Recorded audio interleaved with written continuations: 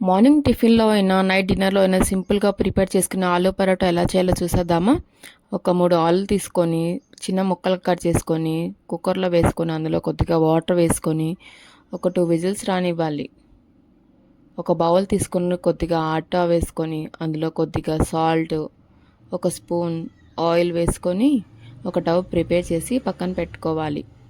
ఉడికిన బంగాళదుంపల్ని పీల్ చేసేసి ఒక ప్లేట్‌లో వేసుకొని, కొద్దిగా సాల్ట్, ఉల్లిపాయలు, అలాగే కొద్దిగా కొత్తిమీర, ఒక 2 పచ్చిమిర్చి తీసుకొని చిన్న ముక్కలుగా కట్ చేసి అందులో వేసుకోవాలి.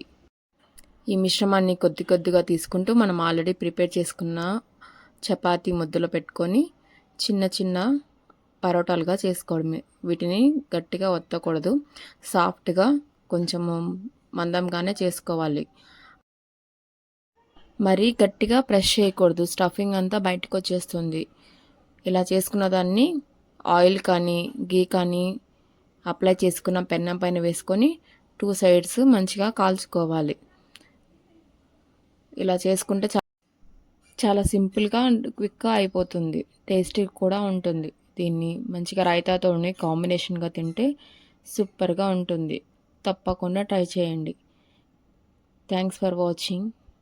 Please do like, share and subscribe to my channel. Thanks for watching. Thank you, friends.